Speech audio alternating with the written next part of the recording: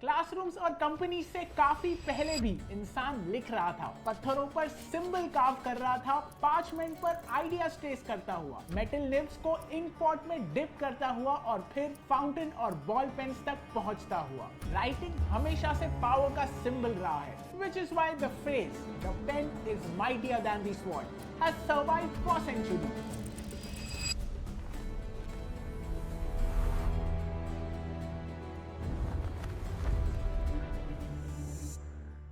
आज राइटिंग का इंपॉर्टेंस नहीं बदला, बल्कि उसके टूल्स के साथ हमारा रिश्ता बदल गया। इंडिया में स्टेशनरी खरीदना पहले एक डल फंक्शनल एक्टिविटी थी, लिमिटेड चॉइस और parents deciding what to bye.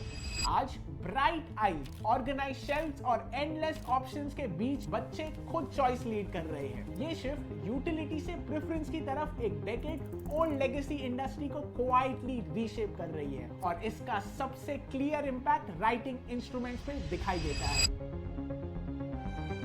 Broadly देखें तो इंडिया का स्टेशनरी और आर्ट मटेरियल मार्केट उन सब चीजों को कवर करता है जो क्लासरूम्स और ऑफिसेज में यूज होते हैं। Notebooks, files, pens, pencils, geometry boxes और आर्ट सप्लाईज। ओवरऑल मार्केट का साइज रफली 30,000 to 40,000 करोड़ मारा जाता है, और आने वाले 5 सालों में high single digit growth expected है। स्ट्रक्चरली स्टेशनरी मार्केट दो हिस्सों में बटा हुआ है, पेपर स्टेशनरी जैसे नोटबुक्स और नॉन पेपर स्टेशनरी जैसे pen, pencil, office supplies, art material. Paper stationery अभी भी वॉल्यूम ड्राइव करता है, लेकिन वैल्यू और ग्रोथ दोनों का वेट नॉन पेपर स्टेशनरी की तरफ शिफ्ट हो चुका है। यहीं से डिफरेंशिएशन भी शुरू होता है। नॉन पेपर स्टेशनरी के अंदर मल्टीपल सब सेगमेंट्स हैं, office supplies, arts and craft materials, digital accessories, लेकिन राइटिंग इंस्ट्रूमेंट्स, पेन और पेंसिल्स क्लियरली स्टैंड आउट करते हैं। ये वैल्यू के हिसाब से सबसे बड़ा सब सेगमेंट्स है, ग्रोथ भी सबसे तेज है, और बाकी स्टेशनरी के कंपैरिजन में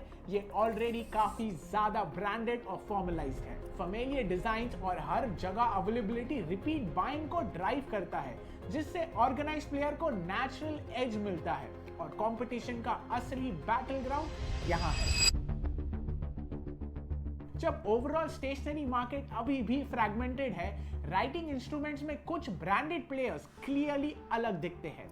Doms, Kokuyo Camlin, Flair writing instruments और हिंदुस्तान पेंसिल ने स्केल, डिस्ट्रीब्यूशन रीच और ब्रांड रिकॉल के थ्रू मीनिंगफुल मार्केट शेयर बनाया है।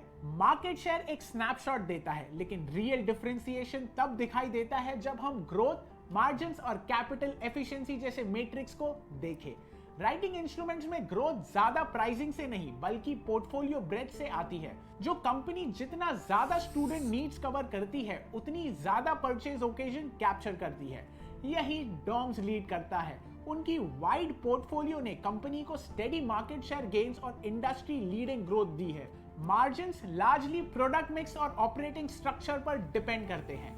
फ्लेयर का प्रीमियम पेन फोकस उसे स्ट्रॉन्ग मार्जिन्स देता है। डॉम्स स्केल और बैकवर्ड इंटीग्रेशन के साथ धीरे धीरे मार्जिन्स इंप्रूव करता गया, वॉल्यूम ग्रोथ के साथ ऑपरेटिंग लेवरेज का बेनिफिट मिलता हुआ। राइटिंग इंस्ट्रूमेंट एक इन्वेंट्री लेड बिजनेस है, जहां एग्जीक्यूशन सब कुछ होता है। डॉम्स यहां भी अलग दिखाई देता है, फास्टर इन्वेंट्री चर्न और स्ट्रॉन्ग डिस्ट्रीब्यूशन पुल के साथ। कैपेसिटी एक्सपांशन के चलते near term free cash flow soft है, लेकिन ओवरऑल रिटर्न्स अभी भी सुपीरियर बने हुए हैं। एसेट लाइट स्ट्रक्चर के चलते Flair consistently healthy returns generate करता है। एंड में नंबर्स रैंडम नहीं होते। राइटिंग इंस्ट्रूमेंट्स में जो कंपनी ब्रेथ, एफिशिएंसी और एग्जीक्यूशन को बैलेंस करती है, वही सस्टेनेबली आगे निकलती है।